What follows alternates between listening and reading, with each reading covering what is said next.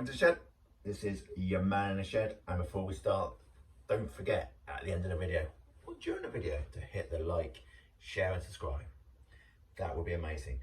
So before we get started, I'm gonna tell you what this is. This is some parts of the Bible which Christians don't like to admit are there. We're taking parts of the Old Testament and parts of the New Testament. In fact, there's only two parts of the New Testament. The New Testament isn't quite as dodgy as the Old Testament. The Old Testament has got some gems in there, especially Genesis. This is more based on your new creationist beliefs of the world is only 6,500 years old. We are going to move into science at a later time, but this is more towards them rather than, yeah, I believe in God. I don't have a problem with anybody believing in God and believing anything like that. I personally don't, but that's my beliefs, and there you go. So we're going to look at the Old Testament. The Old Testament is from around 7,000 years ago, and the New Testament around 2,000 years ago, I believe. So we will accept that this was a long time ago, and our 21st century beliefs are a little bit different to what they were 7,000 years ago, and we can hold it at that. But some people will still say that it is the gospel, it is the way the world should be done. I'm going to say no to you. Anyway, we're going to start with a story from the New Testament, okay? It's not a story, it's a quote. It's from Timothy, whoever he is, and it's 2.12. That's the bit in the Bible. So the Bible, what I like about the Bible, okay, is, sorry, give me just a second, okay, because I've got Genesis up here somewhere. If it'll come on, if I got any Wi-Fi up here, possibly have it. Okay, so let's start with Genesis. So let's go back to the beginning. So if you look in the corner, okay, on the left hand side there, you've got a number that calibrates to the certain part, which is the best thing about the Bible, and more books could be like that. So credit to it there. Okay, so Timothy 2:12 says, I do not permit a woman to teach or assume authority over a man. She must be quiet. Okay, now, I don't know about you guys, but I'm not going to try that one on the wife. 21st century tells me that you ain't getting away with that anymore. That ain't going to happen. Could you imagine? Right, I do not permit you to teach me or assume authority over me. In fact, shut up. It would be the end of any man's marriage, I reckon. Good luck getting away with that. I don't care what faith you are. That and what age you go back, that is bullshit. I'm sorry, but no, you can't do that. Right. The next one, there's a bit more to it than that. Okay, this one is Deuteronomy. This is from 22-13 to 21. This is off of the Old Testament, so this is going to be absolutely horrific. And it's quite long, this one, but I'm going to read it, but I do apologise. I might not understand it, I might not get it all quite right, but it goes something like this. If a man takes a wife and after sleeping with her, dislikes her and slanders her and gives her a bad name, saying, I married this woman, but when I approached her, I did not find proof of her virginity, then the young woman's father and mother shall bring to the town elders at the gate proof that she was a virgin. Her father will say to the elders, I gave my daughter in marriage to this man, but he dislikes her. Now he is slandering her, and said, I did not find your daughter to be a virgin, but there is proof of my daughter's virginity. Then her parents shall display the cloth before the elders of the town, and the elders shall take the man and punish him, and they shall fine him 100 shell skills of silver, wherever they are, and give them to the young woman's father, because this man has given an Israelite virgin a bad name. She shall continue to be his wife. He must not divorce her as long as he lives. If, however, the charge is true and no proof of the young woman's virginity can be found, she shall be brought to the door of her father's house, and there the men of her town shall stone her to death. She has done an outrageous thing in Israel by being promiscuous while still in her father's house. You must purge the evil from among you. So what basically the Bible is saying there is, if she sleeps around, she should be stoned. Therefore, your God is saying that if she has sex before her marriage, she should be killed. Okay? That's your moral standards. It goes on. Same book. 25-11 and 12. If two men are fighting and the wife of one of them comes to rescue her husband from the assailant, and she reaches out to seize him by his private parts, you shall cut off her hand. Show her no pity. Now, a couple of things here, okay? Now, if I was breaking up a fight, I'm not probably going to go for the private parts. Why would I? Probably be more, yeah, you can break this up, or grab them by the shoulders or something. I'm not going to necessarily go for cock. Why would I? Oh. Or if it's the woman, you know, go for the bussé. Not necessarily going to do that, because that's not what you do. Who does that? Not when you break up a fight. So, yeah, the Old Testament. Don't you worry, the Old Testament, it does get better than this. Okay, right, we're going to go back to the New Testament now. So, this one is from Matthew 21:18 to 22, off of the New Testament, okay? Early in the morning, as Jesus was on his way back to the city, he was hungry. Seeing a fig tree by the road, he went up to it, but found nothing on it except leaves. Then he said to it, "May you never bear fruit again." Immediately the tree withered. When the disciples saw this, they were amazed. "How did the fig tree wither so quickly?" they asked. Jesus replied, "Truly I tell you, if you have faith, you do not doubt.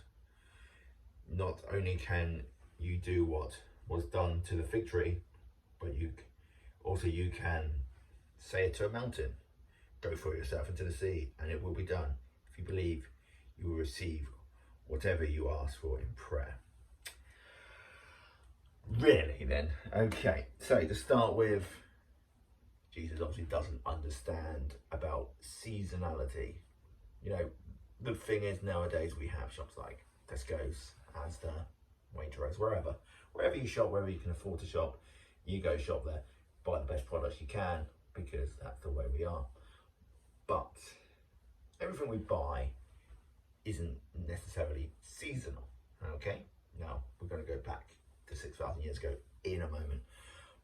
The problem with buying stuff that isn't in season is it is made in lots of greenhouses, which is great. It means that we, as a species, can survive nowadays. But there are certain times when it will bear fruit, and other times when it needs to be able to be a tree, for example. But the bit what gets me is if you believe, and if you believe strong enough, you can get that mountain to go jump into the sea. Yeah, I'm betting you now, okay? Any evangelical person out there who totally believes in the Bible, go find a mountain. Go and believe all you like. Go and tell that mountain to go jump in the sea. I will 100%. I will put £100 on you now that mountain, without any other assistance, apart from you just saying, go jump into that sea. It isn't going to happen. Okay, and I'm not taking natural disasters from anywhere else. It's going to be that mountain that you've told to jump in the sea that goes jump in the sea. And little tip for you, probably don't go for one in the Rocky Mountains, which is way, way, way away from the sea. Probably go for one near the sea. Anyway, there you go. Right, so that's that one done. So we're now going to go back to the Old Testament and Judges 14-66. The Spirit of the Lord came powerful upon him, so that he tore the lion apart with his bare hands, and as he might have torn a young goat. But he never told his father nor his mother what he had done. This is talking about Samson, who was walking with his parents when he saw a lion. He decided to go and rip the lion apart, but he didn't tell his parents. 1, how did they not see him do this? And 2, why did you do this? And 3, how are you that friggin' strong that you can rip a lion apart? Okay, now we're going to go to Genesis. Okay, now Genesis is, for me, hilarious. There are parts of Genesis is the bit what has Adam and Eve in it, has Noah in it, and it has this bloke called Zot. Okay, so, sorry, Lot, not Zot. Lot and his 2 daughters left Zor and settled in, this is from Genesis 19:30 to 38 from the Old Testament. Lot and his daughters left Zor and settled in the mountains, for he was afraid to stay in Zor. He and his 2 daughters lived in a cave. One day the older daughter said to the younger daughter, our father is old, and there is no man around here to give us children. Yeah, this is probably going to go where you think it's going to go. As is the custom all over the earth, let's get our father to drink the wine and then sleep with him and preserve our family line through our father. Yes, they are really trying to do what you think they're trying to do. That night, they got their father to drink wine, and the elder daughter went in and slept with him. He was not aware of it, and when she lay down or when she got up the next day, the older daughter said to the younger daughter, last night I slept with my father. Let's get him to drink wine again tonight, and you go in and sleep with him, so he can preserve our family line through our father. So they got their father to drink the wine that night also, and the younger daughter went in and slept with him. Again, he was not aware of it when she lay down or when she got up. So both Lot's daughters became pregnant by their father, the older daughter had a son, and his name was Moab, and his father of the Moabites of today. Not sure what that is. The younger daughter also had a son, and she named him Ben-Amin. He is the father of the Ammonites of today. Again, don't know what they are. So this is all about Sodom and Goliath, who were destroyed and punished for attempting to rape angels. This bit earlier in this story. And then Lot's wife was turned into salt because she looked back. And you can't really forget that that part really happened in the Bible. So what happened is Lot's daughters, who are now in this cave, no men around, decide they're going to have incest with their father. They're going to get him drunk, one at a time. They're going to have sex with him, and then they're going to get up, and then they're going to have children with their own father. And that's the thing with the Bible. It's full of incest. Right, now we're going to get to another gem. Genesis 9.2. 9.20 to 21 of the Old Testament. Noah, the man of the soil, proceeds to plant a vineyard. When he drank some of its wine, he became drunk and lay uncovered inside his tent. So this one is also a bit weird. Noah was about 500 years old when he and his sons allegedly built the ark, and supposedly occurred about 450,000 years ago. 4,500 years ago, you know, since the same book says the earth was around 6,000 years old. But after this 500-year-old guy and his kids build a massive ark without any modern day equipment or cranes, after getting the penguins to Antarctica to swim it to the Middle East, after getting kangaroos in Australia to hop, skip and swim to the Middle East, and after corroding dinosaurs like Tyrannosaurus Rex onto the ark. Yes, they actually think the dinosaurs were on the ark. And after the flood, Noah just gets fucking wasted and passed out naked. And since there are only 8 people left on earth after the flood, they start populating the earth. Basically, it's just full of, the Bible is a shagathon. Everyone's having incest. It's horrific. So Genesis 1:30, and all the beasts of the earth, and all the birds in the skies, and all the creatures that move along the ground, everything that has the breath of life in it, I give every green plant for food. And it was so.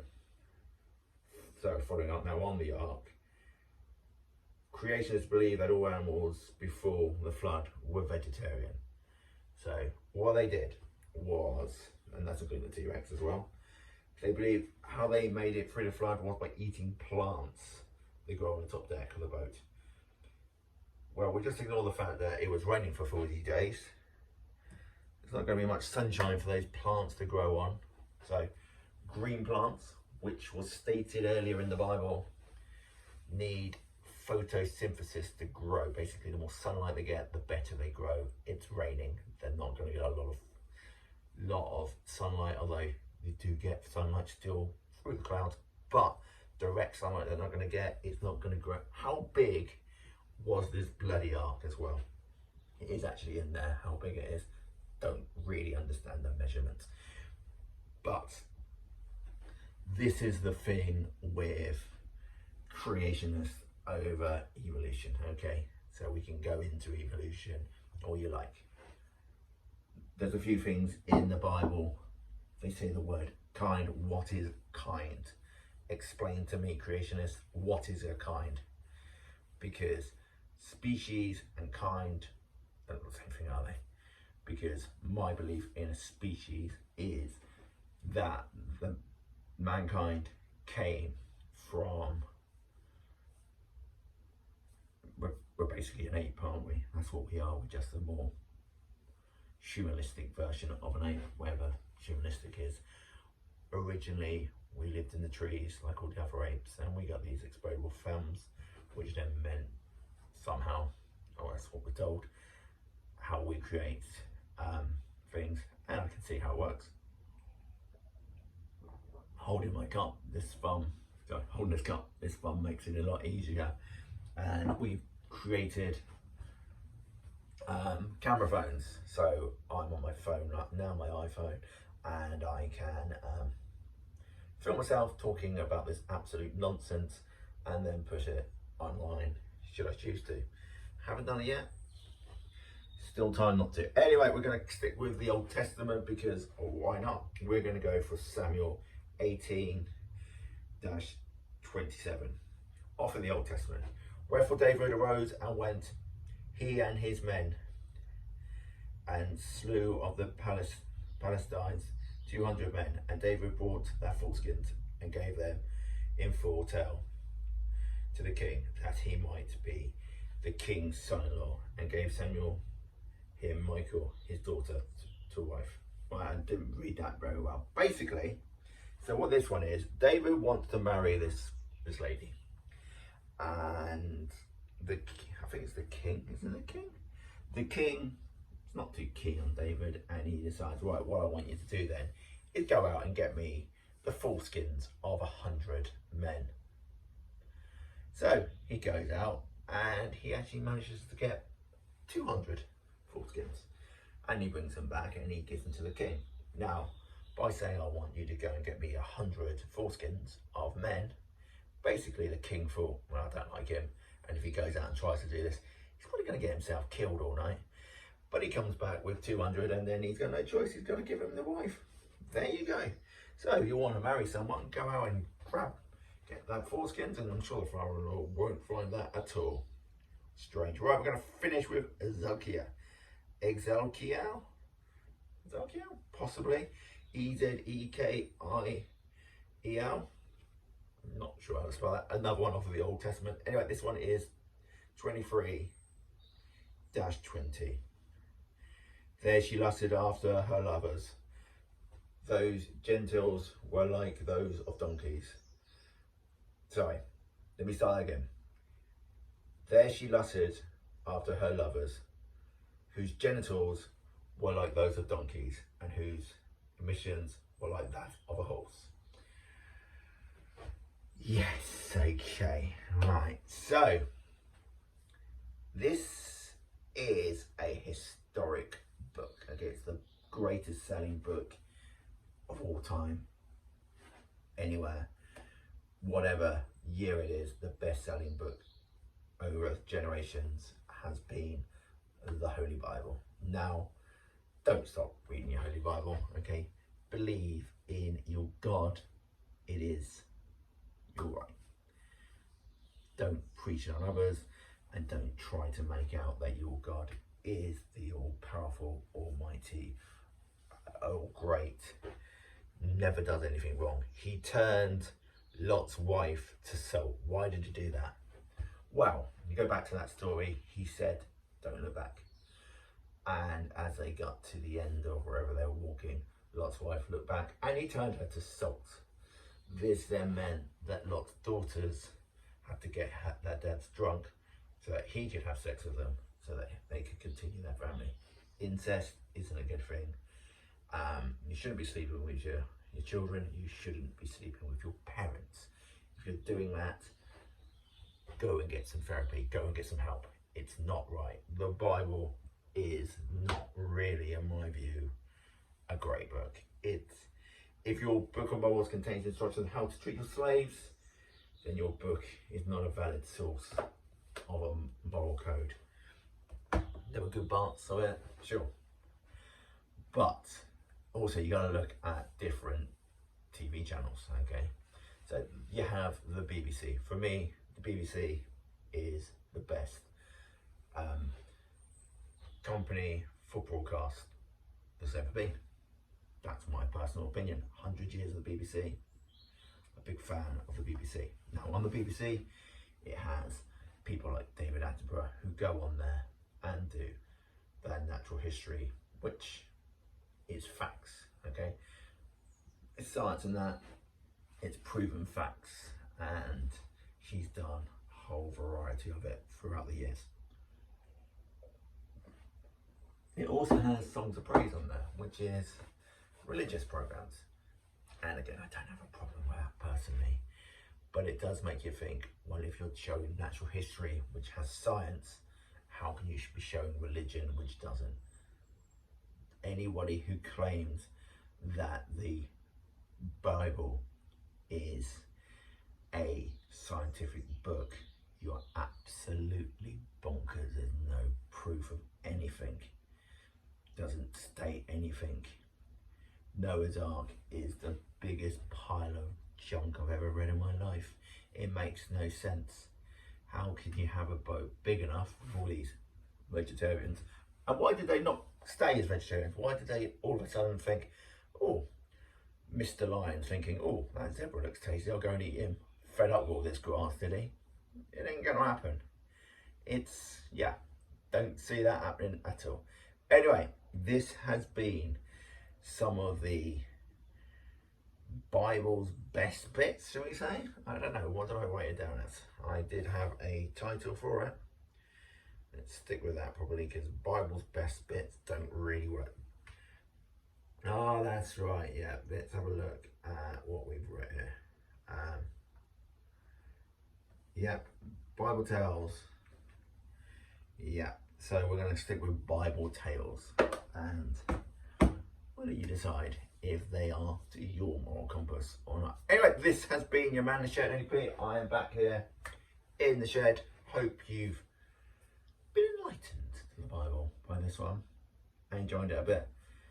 I am your man in the shed, like I say. If you have watched through to the end, wow, how did that happen? Don't forget to like, share and subscribe, and see you, pals.